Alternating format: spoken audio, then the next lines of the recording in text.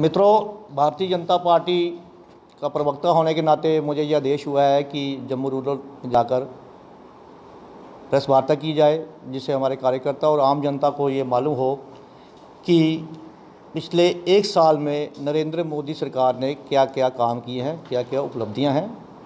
आप तो ये जानते हैं कि श्री नरेंद्र मोदी जी का ये दूसरा कार्यकाल है।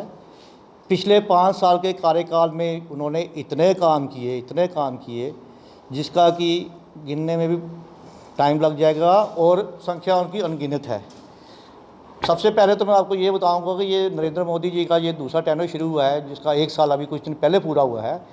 इन 365 दिनों में पहली बार ऐसा हुआ है कि किसी सरकार ने बोल्ड डिसीजंस लिए हैं, ऐसे ऐसे काम किए हैं जो कि 1 साल, 2 साल, 5 साल से पेंडिंग नहीं थे, 50-50 साल से, 100-100 साल से पेंडिंग थे।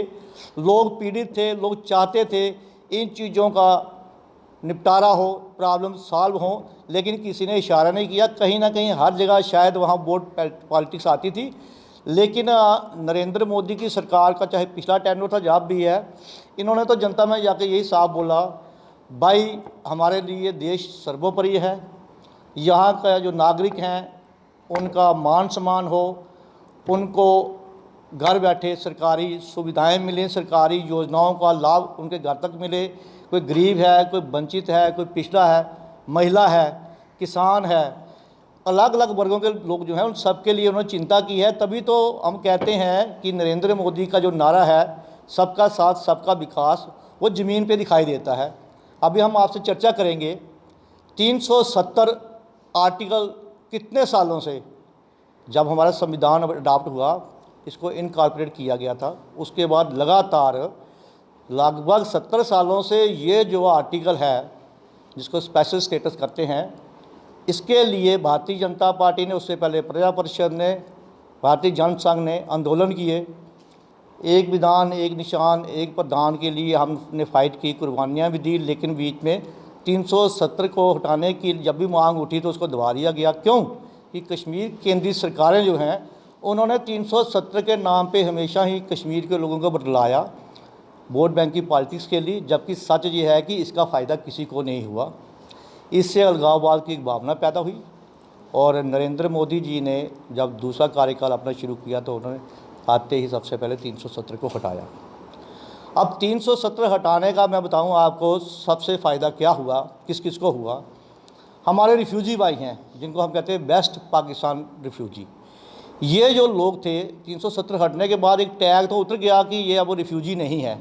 इस प्रोविज़न के तहत मैं बताऊँ आपको, वेस्ट पाकिस्तान रिफ्यूजीज़ जिनकी बात कर रहा हूँ, लगभग 70% पॉपुलेशन जो इन लोगों की है वो शेड्यूल कास्ट लोगों की है।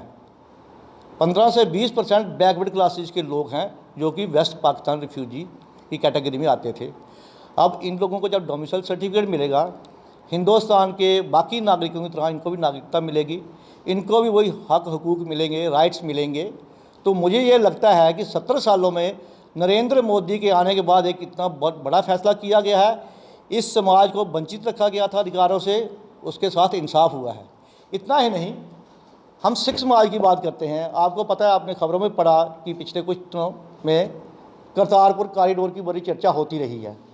करतारपुर जो है गुरदासपुर से उस साइड बॉर्डर के पार पाकिस्तान में पड़ता है। करतारपुर वो जगह है, वहाँ करतारपुर साहिब नाम से गुरुद्वारा है। यहाँ की सिखों के पहले गुरु नानक देव जी ने अपने जीवन के अंतिम जो 10-12 साल थे वहाँ बिताए और फिर उनकी मृत्यु भी वहीं होगी। तो सरदारों के लिए धार्मिक आस्था का विषय भी है और इमोशनल अटैचमेंट है इस जगह के साथ। इन लोगों ने 1956 में शिरोमणि गुरुद्वारा प्रबंधक कमेटी ने पहली बार अमृतसर में उनकी बैठक में ये प्रस्ताव लाया कि भारत सरकार जो है हमें करतारपुर जाने की व्यवस्था करवाए हमारे लिए, ताकि हम उस स्थान पर जाएं, अपना माथा टेकें, अपनी जो धार्मिक भावना है उनको प्रकट करें। और ख़ुद को सपना तो होता है हर वर्ग के लोगों का कि अगर मेरे कहीं धार्मिक सेंटीमेंट्स कहीं जुड़े हैं तो मुझे उस जगह जाने का मौका मिले, वहाँ से लोगों को मिलने का मौका मिले। लेकिन ऐसा नहीं हो पाया क्योंकि लगातार जो सरकारें, भारतीय जनता पार्टी के पहले की जो सरकारें, उन लोगों ने लगातार इस चीज़ को इग्नोर किया। और सरदार रिप्रेजेंटेटिव्स थे जो, उन्होंने पार्लियामेंट में भी, लोकसभा में भी, राज्यसभा में कई बार मांग उठाई कि करतारपुर जाने की व्यवस्था करनी चाहिए, लेकिन नहीं हुआ।